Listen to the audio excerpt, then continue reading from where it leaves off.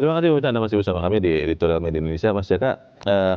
Masalahnya selalu kan ya tadi yang seperti kita bilang di awal bahwa susah untuk menyelenggarakan dua-duanya bersamaan. Kita menjaga kesehatan dengan ketat, pasti ekonomi akan terhambat. Kalau kita mau memajukan atau melonggarkan kegiatan pembatasan itu, ekonomi mau kita majukan, penyakit biasanya akan bertambah. Nah ini formula yang idealnya seperti apa? Ya, kita harus yakin bahwa ini bisa kita laksanakan. Karena emang harus kita lakukan.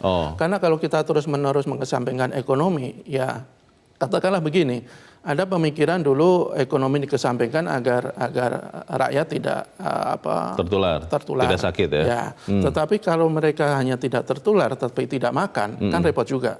Artinya bahwa harus dua-duanya kita aman. Artinya kita aman dari penularan, tapi juga aman dari sisi ekonomi. Dan salah satunya harus kita lakukan secara berbarengan. Dan ini kan sudah dilakukan di beberapa wilayah dengan sistem transisi. Memang tidak bisa langsung kita terapkan kita kenormalan baru, tidak bisa. Karena situasi kan membutuhkan adaptasi. Kita juga memerlukan pendisiplinan dari masyarakat agar mereka betul-betul mematuhi protokol kesehatan, sehingga upaya yang kita lakukan ini tidak menjadi bumerang, justru tidak nanti bisa selaras. Artinya upaya untuk menekan penularan COVID bisa kita lakukan, upaya untuk menggeliatkan kembali ekonomi juga kita lakukan. Tapi kalau kita melihat progres ya, kalau kita bicara pasar misalnya Mas, pasar tradisional, kita kan melihat di Jakarta dan sekitarnya itu bergantian terjadinya, ada kasus baru, tidak mematuhi disiplin, tidak menggunakan masker, tidak jaga jarak, akhirnya harus ditutup. Ada pedagang yang mau dites malah kabur begitu, meninggalkan begitu rupa karena takut kalau kemudian sakit nanti repot. Nah, apakah kita bisa punya pengharapan bahwa masyarakat ini bisa menggerakkan kegiatan ekonomi tapi tetap disiplin, karena kenyataannya banyak sekali yang nggak disiplin. Bagaimana Mas? Ya, kalau kita lihat hasil survei terakhir dari SMRC ya, itu kan sebenarnya hampir 90% malah 80 sekian persen masyarakat itu setuju dengan kenormalan baru. Itu untuk kalangan yang berpendidikan rendah. Untuk kalangan yang berpendidikan tinggi sekitar hampir 70%. Artinya bahwa masyarakat, rakyat kita itu setuju bahwa kita harus kembali hidup normal, meskipun ancaman COVID-19 masih cukup besar. Hidup harus berlanjut lagi, show must go on. Ketika mereka setuju dengan kenormalan baru, semestinya mereka juga harus setuju dengan ketentuan-ketentuan yang sudah dibuat oleh pemerintah. Nah, itu yang persoalan selama ini harus kita akui bahwa belum semua masyarakat mematuhi ketentuan-ketentuan ini. Dan saya pikir ini adalah tugas dari pemerintah, bagaimana mereka harus terus melakukan edukasi, melakukan evaluasi, dan kalau tidak bisa dilakukan cara-cara yang lembut katakanlah, ya pemerintah harus bertindak tegas.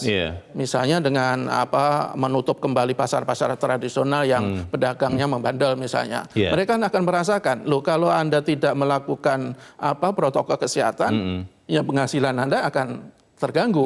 Saya pikir dengan pengertian-pengertian seperti ini, lama-lama ya masyarakat akan paham bahwa ya protokol kesehatan adalah harga mati yang tidak bisa kita kita tawar-tawar lagi. Masalahnya lagi begini, Mas Jaka, kalau melihat kedisiplinan itu kan harus ada sistem atau petugas yang menegakkan.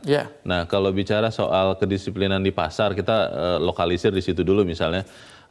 Mungkin itu terjaga, ada petugas yang menjaga terus, tapi kebanyakan mungkin di pusat-pusat kota atau kota-kota besar. Sederhana saja misalnya di kawasan Tangerang, saya bertempat tinggal di situ, itu saya sering melihat kalau tidak diingatkan, akhirnya ya longgar sekali begitu, tidak menembak suhu, tidak pakai masker, walaupun pasarnya bersih, tapi kan tetap itu berpotensi penularan. Nah, Tangerang, Jakarta kan tidak terlalu jauh, Mas. Nah, bagaimana dengan daerah-daerah di sekitar yang lebih jauh lagi dari Jakarta? Ya, saya pikir ini peran pemerintah daerah sangat krusial ya. Artinya bahwa mereka harus betul-betul memastikan protokol kesehatan itu betul-betul dipatuhi warganya.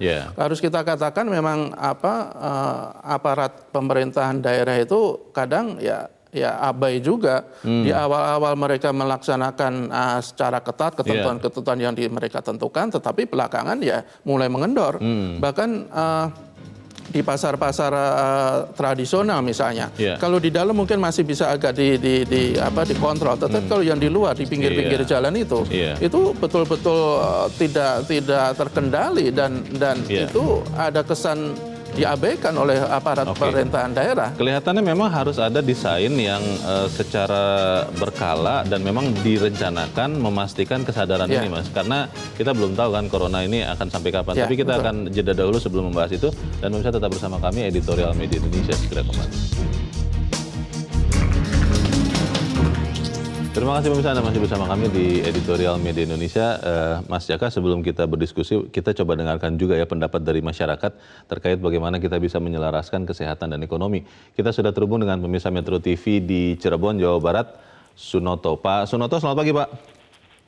Selamat pagi Bang Leo dan selamat pagi Kang Jaka. Selamat pagi Pak Sunoto. Karena yang mau diselaraskan adalah ekonomi dan kesehatan, maka yang harus kompak itu adalah dua Menko-nya dulu, yaitu Menko PMKI, yaitu Muhadjir, dan Menko Ekonomi si Erlangga. Nah, dari dua Menko ini harus bergabung secara kompromis dan harus mampu membangun sistem yang termodelkan. Saya percaya kalau Erlangga itu ngerti dan biasa bicara sistem. Tapi yang satunya ini saya masih ragu. Karena selama kemarin jadi Mendikbud juga kan 500 triliun itu tidak ada apa-apa. Ya. Yang kedua adalah skala prioritas, Kang Jaka. Skala prioritas yang harus diutamakan soal ekonomi itu adalah bantalan lapisan yang paling menjadi bantalan ekonomi yang kuat dan liat, yaitu adalah lapisan UMKM dan orang-orang yang bergerak di sektor ekspor. Kalau konglomerat dan perusahaan-perusahaan besar ibaratnya ekstrimnya nggak usah diurusin lah, mereka udah punya cara masing-masing. Ya, kan? Yang ketiga, targetnya itu jangan maksimal tapi optimal. Ya, kan? Karena ini adalah harus merupakan produk kompromistis. Jadi jangan yang satu meninggalkan yang lain, yang satu lagi meninggalkan yang lain. Jadi bahasa ekonominya atau bahasa manajemennya itu bukan maksimal tapi optimal. Ya kan? Dan saya menghimbau banget bahwa dua menteri ini punya kemampuan untuk kompromi, untuk mencetak sebuah sistem yang termodelkan. Saya kira itu. Terima kasih. Baik, terima kasih Pak Sunoto di Cirebon, Jawa Barat. Selamat pagi Pak. Di belakang Pak Sunoto ada Pak Sukarwan di Magelang, Jawa Tengah. Pak Sukarwan, selamat pagi. Selamat pagi Metro TV. Selamat pagi Pak Sukarwan. Bagaimana Pak pendapat Anda Pak menyelaraskan kesehatan dan ekonomi ini? Silakan Pak. Ya, memang di satu sisi kesehatan harus terjamin ya. Satu sisi ekonomi harus pulih. Jadi opsi-opsi keputusan yang diambil pemerintah itu memang tidak ada yang enak, semua serba sulit. Tapi ini yang terbaik dari yang sulit. Nah, sepanjang masyarakat itu mengikuti protokol kesehatan, saya kira itu relatif lebih aman. Sudah mau aktivitas apapun, sepanjang tetap jaga jarak, pakai masker, cuci tangan, sudah itu nggak usah aneh-aneh lah, sudah pokoknya ikut protokol kesehatan pemerintah, aman dah. Kan masalahnya Pak Sukarwan masih banyak Pak masyarakat yang kelihatannya alasannya begini, malas atau pengap kalau disuruh pakai masker, atau kita nggak ada yang kena kok, kita aman-aman saja. Itu alasan untuk tidak mematuhi protokol kesehatan. Untuk masyarakat seperti ini bagaimana Pak Sukarwan? Ya, kita akui ya pengakuan seperti itu, tapi sebagai aparat pemerintah, terutama Pak Kepala Desa, Pak Camat, dan naiknya sampai Bupati Wali Kota, harus tidak henti-hentinya memberikan edukasi lah. Kalau dulu 15 tahun, 20 tahun yang lalu pakai helm pengap. Sekarang orang tidak pakai helm malah lucu, ya toh. Hanya kebiasaan saja, ya.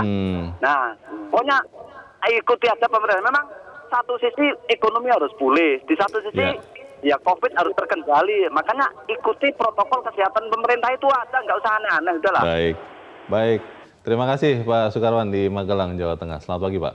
Di belakang Pak Sukarwan ada Ibu Indra di Cirebon juga di Jawa Barat. Bu Indra, selamat pagi. Selamat pagi Bung Leo. Selamat pagi Bu Indra. Bagaimana Bu? Warahmatullahi wabarakatuh, Metro TV. Waalaikumsalam warahmatullahi wabarakatuh. Silakan Bu Indra. Kita sadari bahwa kita sedang menghadapi bahaya dan menyelaraskan antara kesehatan dan ekonomi. Nah, prinsip dasar yang paling penting adalah dalam menghadapi bahaya ini, jadikan rumah itu tempat yang paling bagus, paling hebat untuk menyelamatkan diri. Jadi kalau keluar dari rumah itu tadi seperti dikatakan, laksanakan protokol kesehatan itu. Nah, jadi kalau tidak ada kepentingan jangan keluar. Begitupun untuk ekonomi. Kalau kita mesti memilih. Nah, apa yang kita lakukan dalam mementingkan ekonomi itu, apa artinya kalau dibandingkan kehilangan nyawa dari satu orang anggota keluarga. Jadi laksanakan itu protokol. Dan kemarin juga Gubernur Anies mengatakan reproduktif COVID menjadi 0,98 itu karena warga yang disiplin. Itu yang bersama-sama menghadapi itu. Kemudian untuk mengambil kebijaksanaan ekonomi yang mungkin tadi dikatakan oleh Pak Sunoto itu. Nah, kita harus melihat semuanya berdasarkan data. Nah, adapun warga tinggal mengikuti, tapi jangan keluar dari gua kalau tidak ada kepentingan. Jangan keluar dari rumah. Jadi memang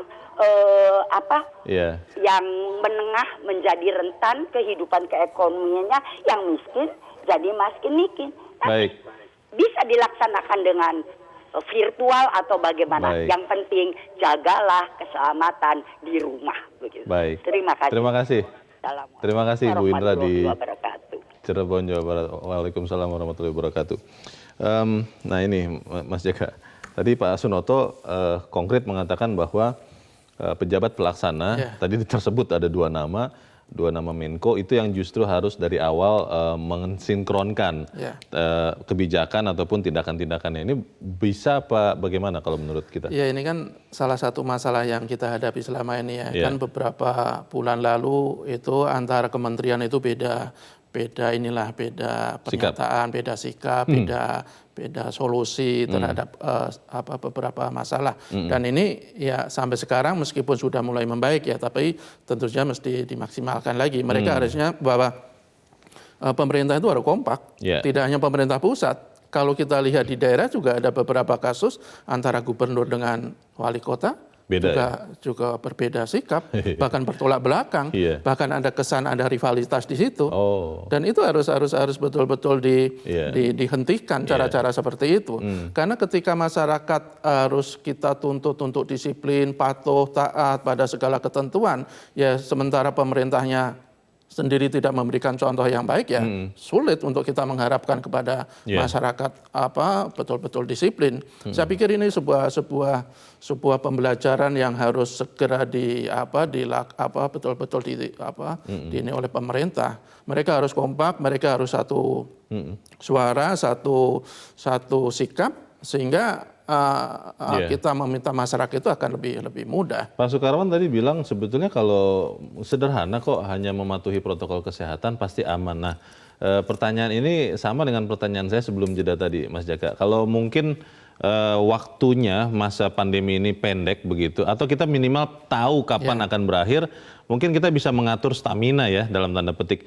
Tapi ini kan kita tidak tahu. Nah, bagaimana kemudian masyarakat terus-terusan sadar, terus-terusan waspada? Karena kalau tidak, ya namanya manusia sudah biasa, sudah mulai enak begitu, akan makin tidak waspada. Itu bagaimana, Mas? Ya, harus kita sadari bahwa perang melawan corona ini adalah perang yang akan panjang, yang akan sangat melelahkan, dan kita harus betul-betul menjaga stamina. Kita istilahnya ini kan kalau lomba lari kan lomba lari maraton gitu. Kita harus betul-betul menghemat energi dan tidak boleh untuk kita melangkah. Supaya tidak habis napas di tengah jalan ya. Karena kita belum tahu kapan vaksin itu bisa ditentukan. Mudah-mudahan akhir tahun katanya sudah ada, karena kemarin di beberapa negara sudah mulai uji coba ke manusia. Ya, kita berharap segera efektif kita bisa mencegah virus ini. Tetapi yang pasti bahwa kita tidak bisa lagi menunggu kapan virus ini betul-betul landai. Karena kalau kita menunggu, kita juga belum tahu pasti kapan akan menurun. Sementara kita harus hidup. Sementara rakyat harus dapurnya harus ngebul. Bisa keburu mati ekonomi kita ya. Betul. Karena kalau kita lihat dari data misalnya sampai bulan Juni itu sudah ada 1,7 orang kita yang di PHK. Bahkan sampai Mei menurut Apindo itu ada sekitar 7 orang yang baik di PHK maupun dirumahkan. Nah, kalau kita terus menunda kegiatan ekonomi ya tidak bisa kita bayangkan berapa juta lagi orang yang harus korban di PHK. Dari pandemi ini. Ketika orang di PHK yang pasti mereka akan menganggur. Ketika menganggur berarti pasti kemiskinan akan bertambah. Dan kita tentu saja hal ini kita tidak bisa kita biarkan. Dan salah satu cara dan satu-satunya cara bahkan itu harus kita menghidupkan lagi kegiatan ekonomi. Tetapi tentu saja sekali lagi bahwa kegiatan ekonomi tidak bisa mengesampingkan masalah kesehatan. Justru masalah kesehatan harus tetap kita tempatkan di yang paling utama. Urutan keselamatan nomor 1. Itu ya. Artinya ketika kegiatan ekonomi itu mengganggu kesehatan misalnya, ketika ada masa transisi misalnya, terus di situ kasusnya semakin meningkat malah, ya pemerintah harus berani bersikap. Lakukan lagi PSBB. Tetapi ketika masa transisi itu terbukti mengurangi penularan, ya kita bersyukur dan upaya untuk menuju kenormalan baru akan lebih mudah kita capai. Baik, kita harapkan kita semua bisa sama-sama sadar karena kalau kemudian kita mengabaikan kesehatan atau protokol kesehatan, ya ekonomi kita bisa terhenti lagi. Ya. Semoga itu tidak terjadi. Terima kasih Mas Jaka sudah hadir tempat ini. Selamat pagi. Pemirsa, harus ada kesadaran bersama bahwa saat ini kita ada dalam posisi krisis kesehatan dan krisis ekonomi. Perlu dicarikan solusi yang tepat untuk keduanya. Harus ada keseimbangan sehingga semuanya dapat dikerjakan dalam waktu yang bersamaan. Ekonomi dan kesehatan bukan dua titik yang berlawanan, tapi dua sektor yang harus diselamatkan secara beriringan. Mari kita tetap menjaga disiplin kesehatan kita. Saya Leonard Samosir, terima kasih Anda sudah menyaksikan. Selamat pagi.